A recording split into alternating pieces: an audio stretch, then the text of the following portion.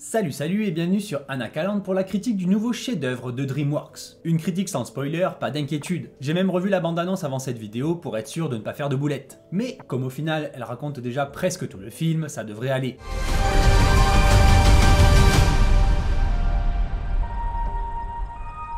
Le robot sauvage, dernière pépite de DreamWorks, est l'adaptation du livre du même nom, sorti en 2016, et écrit par Peter Brown, et c'est surtout un film magnifique, une véritable masterclass, et dans le vrai sens du terme, une leçon d'animation, d'écriture et de narration, et même de cinéma au global tant ce film est beau et réalisé avec soin, alors que pourtant ce film n'aurait coûté que la modique somme de 78 millions de dollars, là où les précédents films du réalisateur Chris Sanders, à savoir les films de la saga Dragon, avaient coûté entre 120 et 165 millions chacun, un peu comme pour les films du Spider-Verse de Sony. Donc un film au budget qui semble assez bas pour une grosse production d'animation, prouvant là encore la supériorité du studio dans sa méthode de fabrication de grands films, comme avec Le Chapeauté 2 qui en avait coûté seulement 85 millions. En bref, DreamWorks est et restera au top des studios d'animation, et ce pour encore longtemps.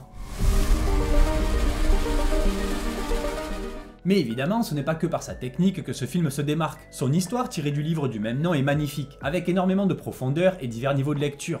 Un film qui pour le coup fera le bonheur des petits comme des grands. Un film émouvant, très drôle et puissant à la direction artistique sans commune mesure. En bref, une merveille. Certains voyaient par exemple dans ce film une sorte de Wall-E de DreamWorks. Et c'est vrai en quelque sorte. Sauf qu'ici, le film est déjà bien plus fun, même si j'adore Wall-E, là n'est pas la question. Et surtout, le robot sauvage déroule son message d'une façon bien plus subtile que le film de Pixar. Mais on en reparle juste après. Alors sans plus attendre, laissez-moi vous parler de mon expérience de ce film magnifique. Et avant ça, abonnez-vous, likez et commentez la vidéo. Est-ce que vous allez voir ce film dès sa sortie? Êtes-vous encore hésitant? Et ma vidéo pourrait peut-être vous aider à vous décider. Ou alors l'avez-vous déjà vu? Et dans ce cas, qu'en avez-vous pensé? Bonjour!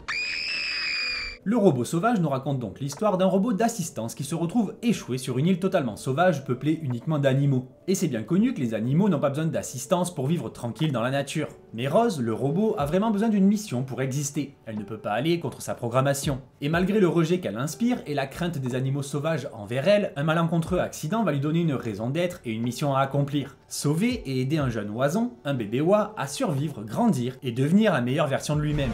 S'il compense la petite taille de ses ailes par la grandeur de son cœur. Le robot sauvage nous offre donc un spectacle magnifique, avec surtout des personnages ultra attachants. Tout d'abord car ils sont très drôles, tout en conservant même une forme de gravité, surtout au début, ainsi qu'une dose de cynisme qui contraste à merveille avec leur humour. Nager c'est fastoche, je peux lui apprendre comme ma mère m'a appris. Nage!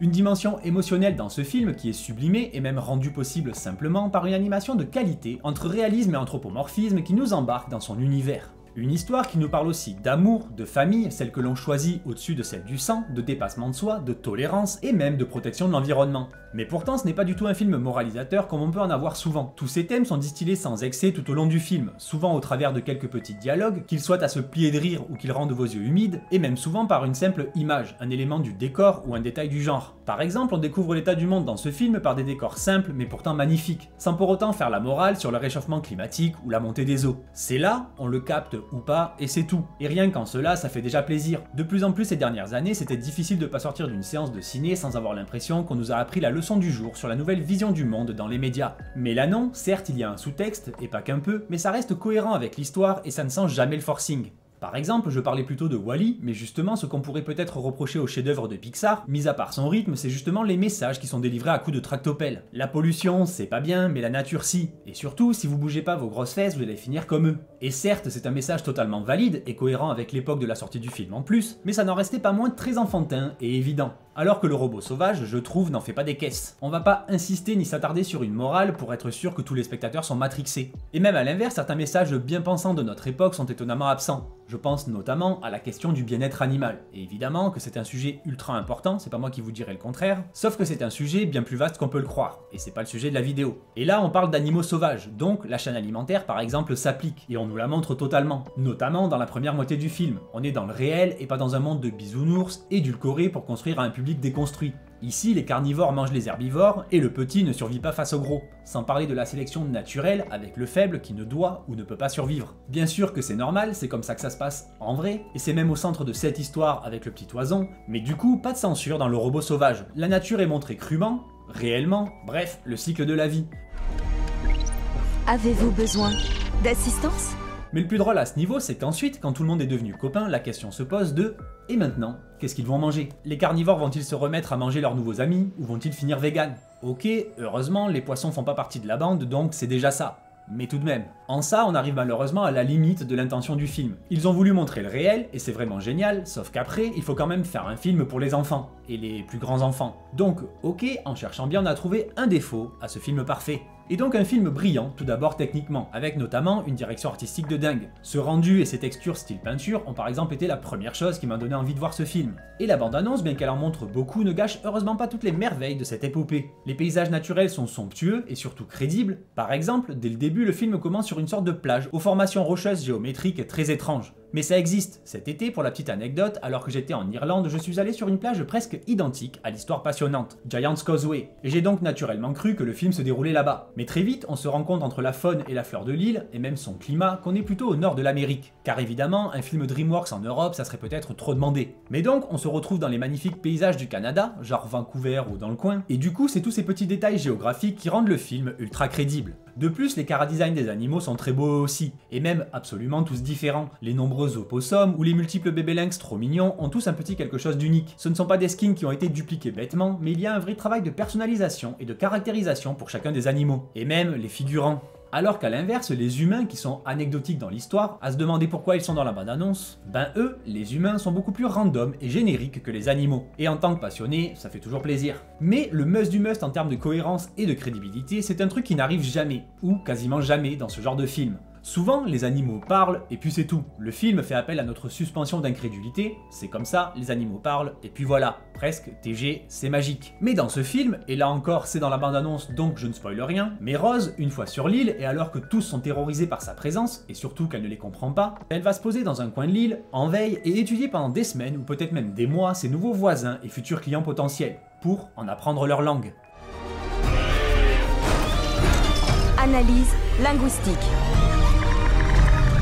Et perso, j'ai trouvé ça vraiment top. Certes, c'est un mini détail, mais un détail qui fait plaisir. Encore une fois, on a beau être dans un dessin animé, on s'approche quand même du réel. Enfin, vous voyez ce que je veux dire. Et on sait aussitôt qu'on va pas trop nous prendre pour des idiots dans ce film. En plus, ça prend à peine quelques minutes, tout en étant très efficace, avec un montage dynamique qui rend ce passage, ainsi que tout le reste du film, très palpitant. On ne s'ennuie jamais. À tel point que le film paraît plus long qu'il ne l'est. On a notamment quelques feintes du genre fausse fin triste, puis le film repart de plus belle. Toujours niveau montage, comme je le disais, je l'ai trouvé très efficace et rythmé, tout en se permettant des moments d'épique comme de tendresse et d'émotion. Donc un parfait équilibre dans ce film. On a même notamment des refs assez évidentes à la saga Dragon, avec presque une séquence de vol en copier-coller. Et pourtant, ça n'enlève rien à l'originalité du film et à la puissance évocatrice de sa réalisation.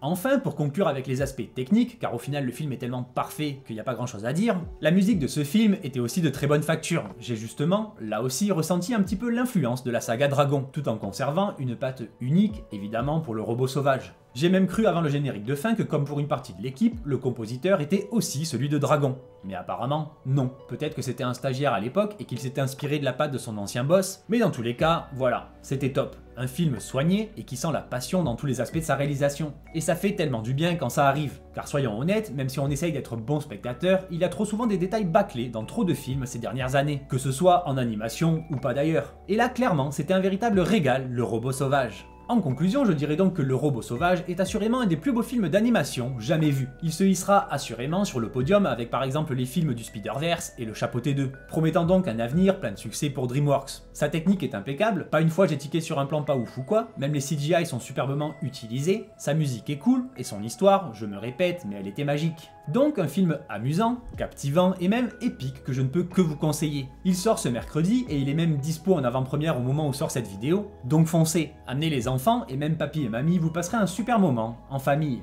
Voilà, c'est tout pour moi pour cette petite critique sans spoil du robot sauvage. Croyez-moi, j'aurais adoré pouvoir vous en parler plus en détail, mais peut-être pour une autre fois si ça vous dit. Donc merci à vous d'avoir regardé cette vidéo, abonnez-vous, likez et partagez-la pour aider au référencement, et je vous dis à très vite sur Anakaland. Bye!